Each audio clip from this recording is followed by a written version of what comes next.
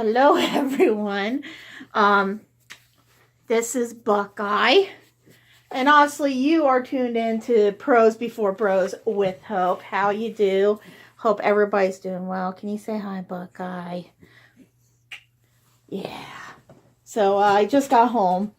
Buckeye is literally losing his shit right now. His brother, he doesn't seem to care that much that I'm home. Go figure. But Buckeye was so excited about me coming home just now. Because I came home at a decent hour, right, Buck? Huh? But anyways, I wanted to touch base because I got my first book of the month box in about 4 months, I think. I gotta take off my badge before I forget about that. But I wanted to open that up with you because I honestly don't remember what I got. And I thought I'd do it now because I am getting ready to take my first, well, it's not my first insulin pen. I've been on insulin for a while, for a few years now. But they switched it up, and this is the monstrosity they gave me to take my insulin on. It's like once a week. I don't know what it's called, like a once a week extended release insulin. So I take this, I'm going to be taking this once a week, and then I take my regular insulin every day. So it's going to be, it's going to be a trippy. But look at this shit. Look how big this is. I am like freaking terrified of it. It looks scary. So yeah, I guess the reason why I'm doing this video now is because one, I don't know what the side effects are going to be, and that makes me kind of nervous. And two, I'm just prolonging the inevitable, essentially, and not wanting to do it. So, but yeah, come on, Hope. You would think after all the tattoos you get and after all the insulin you've been on all these years that you wouldn't be scared of something like that. I know, it's crazy. Anyways, here's my book of the month box. And like, I think I've told you guys before that I had the book of the month for, I want to say about maybe 6 months, maybe less than that. I don't know. And then I decided I wanted to try something different. So I signed up for Uppercase, gave that a go. And then I decided I was going to do a few months of the Owl Crate. Really like the Owl Crate. And then I think no, it wasn't last month. Yeah, it was last month. I think it was like the end of last month. They sent me this little, hi buddy. They sent me this little email book a month did saying, hey, we got some really great books. You should come check it out. And apparently I saw something I liked, got suckered in, decided I was going to order again. So go ahead and open this. The box, here you go. It says, ooh, shoot, I'm dropping stuff, and yes, Buckeye, I see you, buddy. That's what the box says. Read, love, repeat. Hopefully I do love and repeat these said books, because there's been a couple books I've gotten from Book of the Month I just could not stand. But yeah, so Book of the Month is a monthly subscription box. You pay $14.99 a month, and that acts like a credit, if you will. So you could pick out one book, and then the maximum you could get in a box is 3. This one I only got 2 because I think I only found 2 books I was fairly interested in. Any add-on books are $10 each after that, so it's discounted. Buck, I don't know what you're doing back there, buddy, but you need to stop. So it's a really good deal because all the books are hardbacks and just nice quality. Sometimes they're a little bit fancier because they are book of the month, and they'll have like an exclusive cover or something like that. Nothing too wild and crazy, but something kind of cute. So yeah, I got the first 2 things I see. Obviously, they always send a little bookmark that I always like to use. You can never have too many bookmarks. Bookmarks, especially if you're me, because I lose them. But they always have these little cute quotes on the back. So mine says, "Many people, myself among them, feel better at the mere sight of a book," and that's by Jane Smiley. And yeah, I agree. Sometimes I get a little too excited. Oh, that came out wrong. Scratch that, reverse it, get it out of here. All right, and this looks like it is for the month of December. It's like a little envelope. It's got some pretty stuff on it. What is this? Oh, it's this advertisement. But that's not a bad deal. Give a gift, get a gift, get a free add-on next month when you buy a gift today. So I'm assuming it's like a gift subscription. So it actually kind of works out because I was thinking about getting one of my friends a subscription for a month. That way she can have an opportunity to get some new books in her hands. She is actually a nurse, so her hours are crazy, and sometimes she just does not have time to go to the bookstore. So I was kind of considering on doing that. Maybe I will end up doing that for her.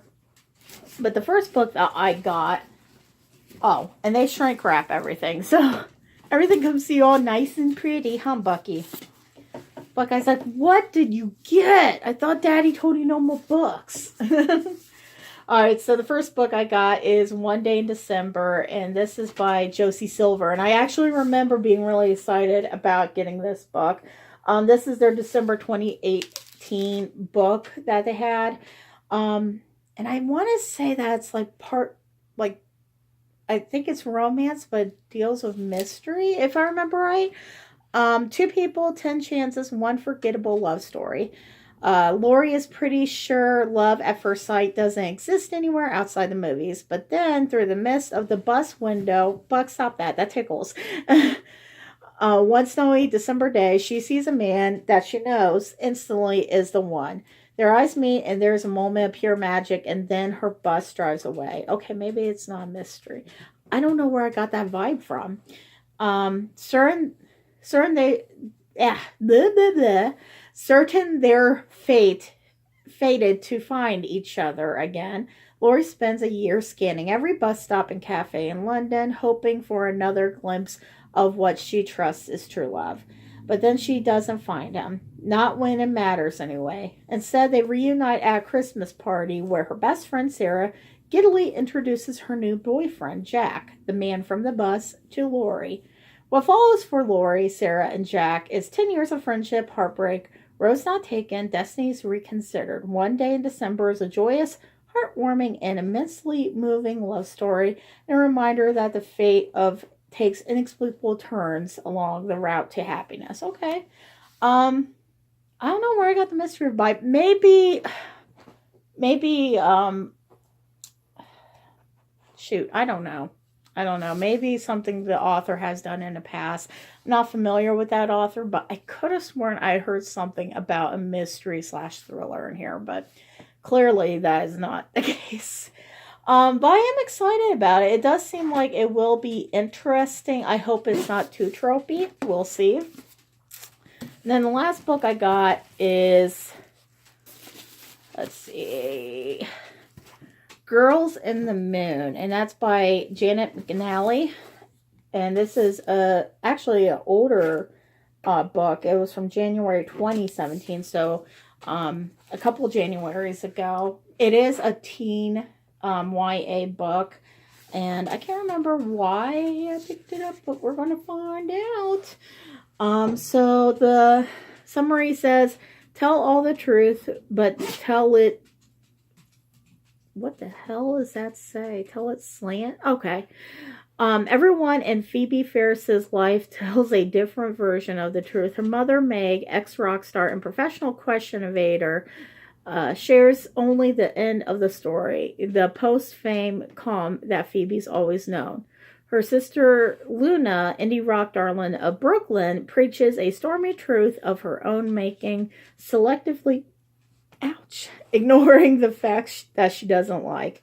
And her father, Kieran, the co-founder of Meg's beloved band, hasn't said anything at all since he stopped calling 3 years ago. Let's see. But Phoebe, a budding poet in search of the Buck, I love you. But you're throwing me off, buddy. But Phoebe, a budding poet in search of an identity to call her own, is tired of half-truths and vague explanations. Explanations. Blah, blah, blah. When she visits Luna in New York, she's determined to find out how she fits into this family of storytellers and to maybe even continue her own tale, the one with the musician boy she's been secretly writing for months. Like the tide being pulled to the shore, Phoebe is drawn back and forth between her magnetic family members and her own fresh start.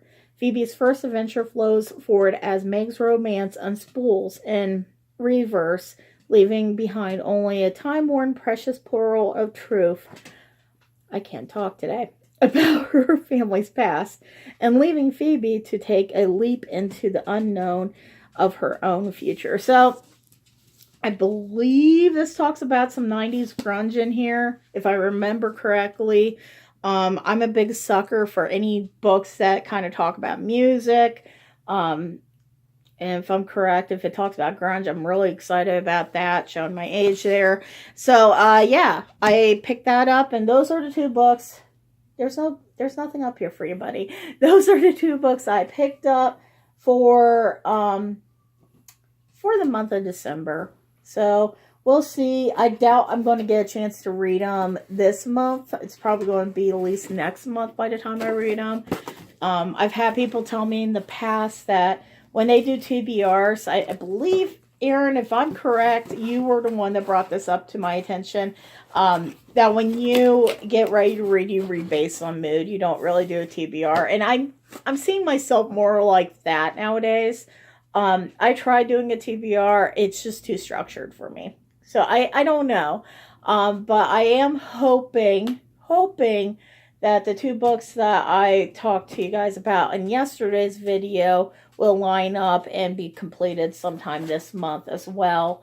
I did finish up one book, and that book was awesome. So, to preface, I'm going to tell you guys, I know that there's readers out there, readers and writers alike, that have like a love-hate relationship with Rainbow Rowell. You either love her or you hate her. How many times have you guys heard me say that about a book? But with the author, it could be the same flip. It could be you either love their work or you hate their work. I actually have, surprisingly enough, really enjoyed Rainbow Rowell's writing.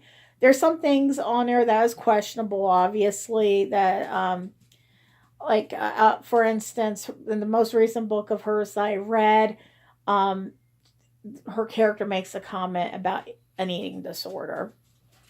And it can be a little off-putting to read that. But the book was still fairly good. I really enjoyed it. And that book that I'm talking about is the audiobook that I read today. Listened to today? Read? Whatever. And that was called Landline. And I actually picked it up because I saw it. Gosh, when was that? I believe I saw it on Chelsea Darling Reads. Maybe day 3 or day 4 of her 'Tis the Season TBR readathon. And she was talking about how she really enjoyed it. And I've read a couple of Rainbow Rowell's books. I've really enjoyed them. There are some things that was off-putting in a couple of her books, but overall I did enjoy the books as a whole. So I decided I was going to pick up Landline. It's actually a very quick listen or very quick read. I listened to it all day today during my entire shift at work. And it didn't take me that long at all to get through it. But I love it because it's almost like a modern day Christmas Carol. I think that people probably think that I'm crazy because I said that, but it does take place during Christmas.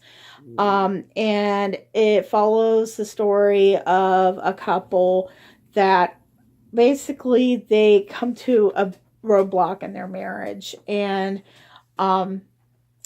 they decide for the holiday season she was going to stay behind and focus on her big project at work. He was going to go with their kids, their 2 children, to Nebraska and spend the holidays with his mother.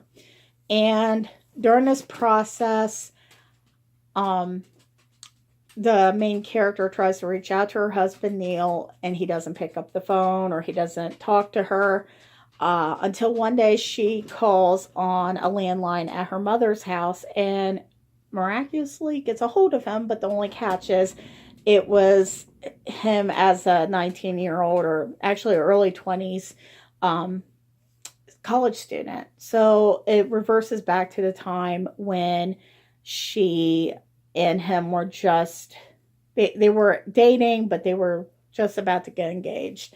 So it's like a second chance almost. It's like a what if I did things a little bit differently and then get so worked up with my personal life at work, and I focused on my marriage and focused on my family a little bit more. So it was a really, really neat little novel. I really enjoyed it. I definitely think I'll give it a 4-star. There was some things that bothered me. Like I said, the eating disorder part, the little eating